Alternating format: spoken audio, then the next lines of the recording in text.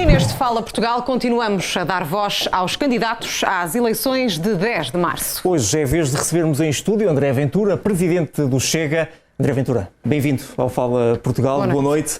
Obrigado pelo convite. Ficámos hoje a saber que Miguel Alves foi absolvido, o ex-presidente da Câmara de Caminha, e ontem, 3 semanas depois, os arguidos da alegada caso de corrupção na Madeira foram libertados. Como é que olha para a justiça nestes dois casos? Boa noite, antes de mais, obrigado pelo convite. Com preocupação, evidentemente, não é? Preocupação nos dois sentidos. É evidente que todos percebemos que quando temos arguidos detidos 21 dias, detidos, não presos, detidos, e depois há uma decisão destas, é evidente que é preciso comunicar e explicar. E aí cabe um pouco ao Ministério Público, à Polícia Judiciária, mas sobretudo ao Ministério Público, que possa comunicar melhor. Eu tenho pedido muitas vezes a estas entidades, por razões de defesa do Estado de Direito, que é importante comunicarem. Sabermos o que é que se passa, o que é que está em causa, dentro do que o segredo de justiça permitir, haver uma comunicação. Impunha-se que a Procuradora-Geral da República viesse dar explicações? Ou alguém em seu nome, eu acho que era positivo que isso acontecesse, porque há hoje, no dia que estamos a dar esta entrevista, eu tenho andado um pouco na rua também, há uma enorme estupefação das pessoas. Não é que não acreditem, eu acho que a justiça é das instituições mais credíveis que temos em Portugal. Mas as pessoas estão estupefactas com isto, porque, repare, temos o Ministério Público a pedir prisão preventiva, que desde a reforma de 2006 é uma medida que só deve ser pedida em casos muito graves e com muitos indícios. E uma decisão que parece vir em contraciclo, dizendo não há sequer grandes indícios. Portanto, isto parece um contrassenso. Estamos a falar de magistrados. Os magistrados do Ministério Público também são magistrados. Por outro lado, eu acho que temos de ter aqui cuidado com a possibilidade que há a tentação do sistema político, onde eu me incluo, porque também sou um líder dos principais partidos, de sempre que a justiça interfere de alguma maneira com algum processo que seja político, seja um governo nacional, um governo regional, uma autarquia, parece que se aproveita agora este momento para dizer, estão a ver, isto mais valia não se fazer nada e mais vale deixar tudo na mesma. E eu acho que nem de um lado nem do outro. Eu acho que nós temos que combater a corrupção. É importante que a justiça sinta que tem autonomia para o fazer, não tem que pedir autorização ao poder político. Pegando nisso, André Ventura e o Chega querem de facto combater a corrupção. Uma das medidas que propõem no vosso programa eleitoral tem a ver com o aumento das penas para estes crimes, também a limitação do número de recursos. Pergunto-lhe, tendo em conta que o próprio André Ventura já recorreu, ainda que tenha sido num processo cível, acha que é justo para um cidadão? Não corremos aqui o risco de uma injustiça? A nossa Constituição já prevê o chamado duplo grau de recurso. Ou seja, um cidadão, quando é condenado ou absolvido, o Ministério Público pode recorrer ou o próprio pode recorrer para uma instância superior. Estamos a falar da decisão final da causa. O problema do processo penal português não é essa situação. É as dezenas, centenas de recursos que há no intermédio do processo. Sobretudo e mais alguma coisa. Eu quero ouvir 40 testemunhas, só pode 30, recurso. Eu acho que o juiz me tratou mal aqui, recurso. O caso do José Sócrates é paradigmático. Recorre da distribuição do processo a determinados tribunais e a determinados juízes. Nós dizemos, isso é absurdo. Bom, talvez, mas fica mais 6 meses parado, ou mais 1 ano parado. Então os prazos não poderiam antes ser alterados? Claro, também não podemos obrigar os magistrados a decidir isto em 2 dias ou 3, porque isto são coisas às vezes de fundo, ou que exigem fundamentação. Portanto, o que eu acho que nós temos é um excesso de recursos por tudo e mais alguma coisa, que já nem sequer estão a defender direitos fundamentais, estão só a permitir o abuso de direito, que é o abuso dos seus direitos para, no fundo, afetar o sistema. E nós cada vez mais temos processos que demoram 10 anos, 15 anos, e as pessoas pensam, será que o juiz está há 15 anos à espera para decidir? Não. Só que, entretanto, houve anos e anos e anos de recursos, de paragem do processo, de suspensão. Eu compreendo os que dizem assim, temos sempre que garantir direitos fundamentais, tudo certo. Mas eu acho que um país que não combate a corrupção por causa disso também fica para trás. O que nós defendemos é um equilíbrio. Ou seja, tem que haver duplo grau de recursos, sem dúvida, seja condenado ou seja absolvido, mas não precisamos deste círculo de recursos contagioso e abusivo que está a destruir a democracia portuguesa. Chega a falar de uma perda para o Estado de 20 mil milhões de euros por ano com a corrupção. Como é que tenciona recuperar este dinheiro? E se fosse fácil executar isto, já não teria sido colocado em prática? É uma boa questão. Não é o Chega que fala, há um estudo sobre isto, com base até num grupo europeu, estima entre 18 mil a 20 mil milhões. A verdade é esta, durante 50 anos não se fez nada. Não digo que a corrupção tenha sido sempre igual, embora a minha intuição diz-me que sim. Não tenho nenhum elemento que me mostre que em 75, 76 já era de 20 mil milhões. Mas diz-me que Portugal, como disse o Presidente do Supremo Tribunal de Justiça, que em Portugal a corrupção está instalada em todos os níveis. Mas quando temos um número, nós devemos preocupar-nos em recuperar esse número para a economia. Quando nós propomos aumentar as penas, não tem a ver com esse número, porque não é aumentar a pena que se vai buscar esse património. Isso é evidente, não é preciso pensar muito. Pode dissuadir a prática do crime, mas não se vai buscar património. Por isso nós propusemos neste programa, ainda ontem, quando debati com Pedro Nuno Santos, tudo bem. Eu falei da grande reforma que é preciso fazer nesta área e Pedro Nuno Santos disse, não, mas já temos isso. Bom, é verdade que já temos. Qual é a diferença então da vossa proposta em que nós relação ao queremos resto de bens preventivo? mais rápido e que não tenha que esperar pelo fim absoluto do processo para avançar. E o Estado iria usar esse dinheiro? Na minha perspectiva deve usá-lo. E vou dizer porquê. Não correria o risco depois de ter de o devolver? Mas também por aí o sistema se torna mais exigente quanto a si próprio. Mas então o Estado iria estar a funcionar com dinheiro que poderia depois não ser seu? Podia. Nós não vamos resolver o problema de processos de 10 anos em 6 meses. Não vale a pena termos essa ilusão. O que é que podemos fazer? Podemos atuar ajusante para garantir que casos como o do BES não voltam a acontecer. Repare, as pessoas dizem que eu uso o BES por uma questão de populismo, mas eu gostava que soubessem isto. Enquanto o homem está em liberdade, a ver se tem Alzheimer ou não tem, vive na mesma casa que sempre esteve, e eu tenho reunido com lesados dessa banca, desses atos criminosos, que não receberam um centavo. Eu pergunto ao país se isto é justo. Ou seja, estamos há 10 anos, ou 14, ou 12, à espera que isto se resolva. O homem continua rico como sempre esteve. Os outros continuam pobres como ficaram após os atos dele. O que nós estamos a tentar é, reconhecendo que há aqui problemas jurídicos, um equilíbrio. Ninguém está a pedir que a pessoa, à mínima suspeita, fique sem bem. Isto não é um Estado ditatorial. É garantir apenas que a Justiça tem meios para apreender e confiscar, devolver esses meios à economia, e o que nós propomos é uma devolução de cerca de 20% ao ano desse valor. E entendemos que com esta reforma vamos conseguir fazê-lo. Muito bem. Falou ontem do debate de ontem com Pedro Nuno Santos, mas não respondeu à pergunta do líder do PS. Quer explicar quem no seio do PSD lhe deu garantias que o Chega integraria um governo de direita com o Montenegro? Eu não digo só quem por isto, porque primeiro não estou autorizado a dar nomes de pessoas e segundo, eu conheço bem o PSD, eu fui dirigente nacional do PSD, o Chega nos Açores sustentou o governo do PSD, nós temos um canal aberto, que é normal, em democracia.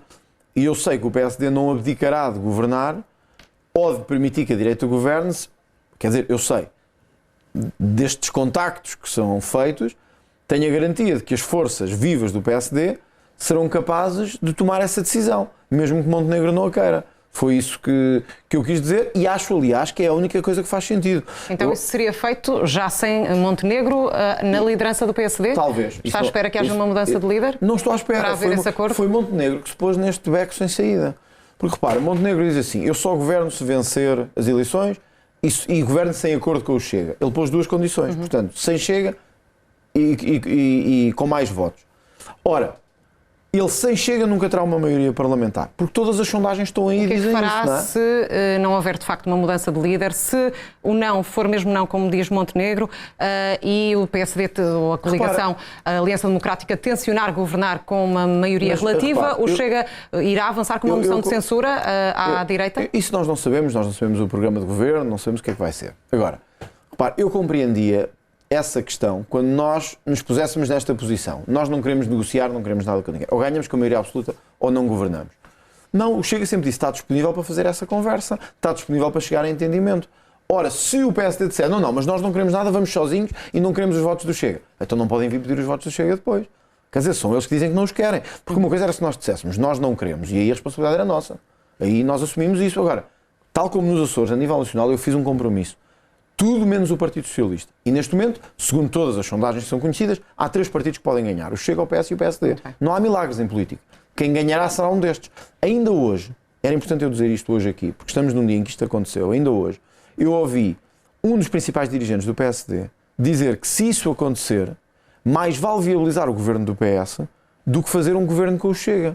Eu acho que os eleitores têm que perceber isto e têm que saber isto.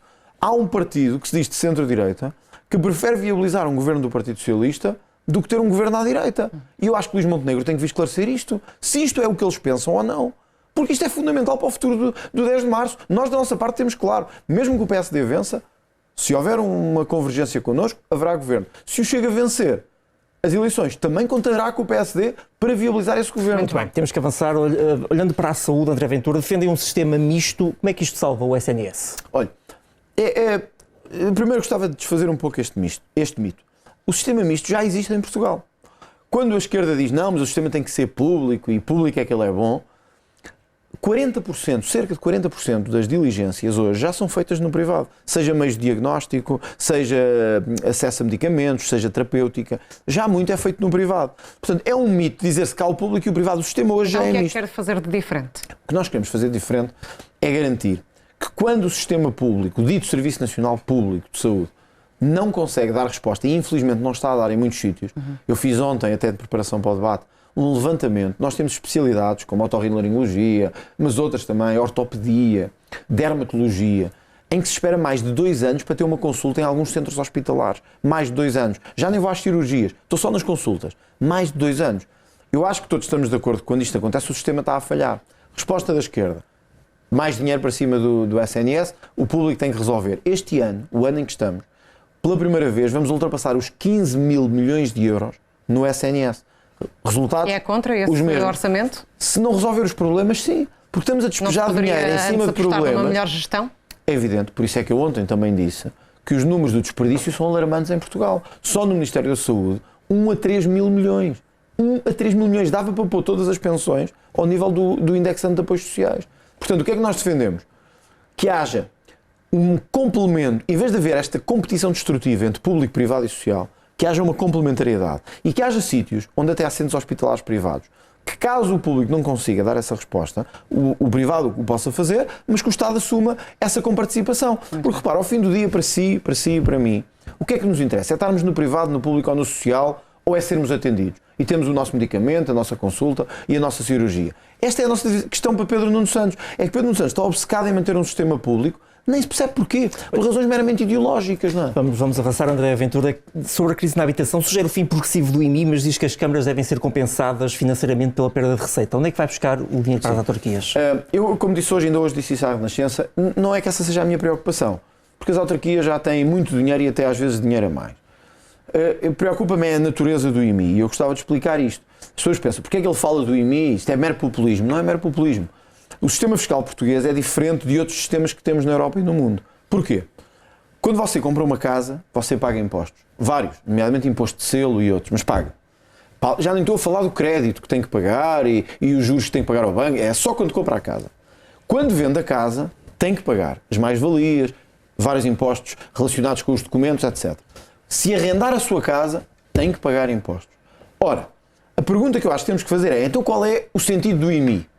Se nós já pagamos para comprar, pagamos para vender, pagamos para arrendar... Mas ainda não explicou em que serviço é que se corta-se. Não, já se não houver esse dinheiro público... O IMI é simplesmente um imposto estúpido, porque diz-nos que temos que pagar por termos uma casa. Ora, mas se nós já pagamos para comprar e para vender e para arrendar, porquê é que temos que pagar para a ter? Por isso, quando nós descobrimos que o imposto é estúpido, era o António Guterres que dizia que a CISA era o imposto mais estúpido do mundo. Eu digo que é o IMI. Ora, explicar como é que vai fazer essa compensação, não temos muito tempo. Sim, muito rápido. Então, quando é assim, um político tem o dever de dizer isto, este imposto tem que acabar. O IMI é um imposto com muito pouco peso na receita do Estado. Estamos a falar de um imposto com muito pouco peso percentual nos impostos em Portugal. Só que tem um problema, é que financia algumas câmaras. Por isso faz sentido que haja alguma compensação, mas apenas e somente quando as câmaras demonstrem que estavam excessivamente dependentes desse financiamento por IMI. Vamos avançar para o tema da imigração muito rapidamente. André Ventura, estamos num canal internacional com muitos espectadores que nos veem que são imigrantes. Peço-lhe que explique porque é que ainda insiste que este acordo que Portugal tem com a CPLP deve ser anulado. Esta é uma questão estruturante que nos distingue dos outros partidos. Este acordo com a CPLP é um erro. E é um erro porquê? Porque nós, inclusivamente, repare, a Comissão Europeia abriu-nos um processo este ano por causa deste acordo. Portugal faz parte de uma comunidade de livre circulação. E tinha um regime já mais favorável de CPLP, que era um regime que faz sentido em todos os países da Europa, que é quem pode entrar em Portugal, quem manifestar vontade de vir, evidentemente, mas também quem tiver ou contrato de trabalho ou meios de subsistência. Mas a proximidade com estes países não faz sentido para si, repare, que tem outro tipo de benefícios? Isso não nos vale de nada se as pessoas acabarem a dormir na Estação do Oriente ou acabarem a dormir em tendas na Almirante Reis. Não nos vale nada dizermos que somos os melhores da Europa a acolher pessoas, se na verdade não o conseguimos fazer. Nós antes tínhamos um regime que já era muito aberto. Mas a solução não será melhorar as condições de recepção desses migrantes? Mas entretanto, repare, acabámos de regularizar ontem mais de 350 mil. Portugal caminha para 10 a 15% de população imigrante. Nós podíamos dizer assim, pode entrar quem quiser, como quiser, sem condições nenhumas. Isto era o mais bonito de se dizer. É o que os políticos do sistema dizem. Está a correr mal. está a correr mal, nós vamos pagar um preço elevado por isto. Repare, nós temos, outros países não tiveram esse exemplo. Assim que seja breve, que muito breve, só para dizer isto. Nós temos 2 exemplos na Europa de como a abertura de portas sem qualquer controle funcionou mal. A Bélgica e França. Olhem para o que aconteceu. A abertura descontrolada à imigração gerou distorção social, conflito e criminalidade. A única coisa que nós defendemos, só dizer isto, pode deixar nestas legislativas. Nós defendemos que podem vir imigrantes e os da CPLP mais ainda, porque fazem parte da nossa matriz cultural, mas com controle e com regras. É isso que nós defendemos. Para fechar, que promessa quer deixar então aqui para estas legislativas de 2024? A promessa de que nós somos o único partido que assume valores de direita, valores conservadores e que ao mesmo tempo, sendo o único que nas sondagens pode vencer estas eleições, nós temos uma oportunidade de ouro que o país nunca teve. Eu gostava de sublinhar isto. Desde 25 de abril de 1974, que não há possibilidade de um partido que não seja PS ou PSD vencer. E eu acho que isso devia mobilizar toda a gente. Para se queremos uma mudança a sério, votar num partido diferente que não os dois que governaram nos últimos 50 anos. É a primeira vez desde 25 de abril que há esta oportunidade. E eu gostava que essa oportunidade se concretizasse. André Ventura, obrigada pela sua presença aqui. Obrigado, boa noite. Obrigado pelo convite.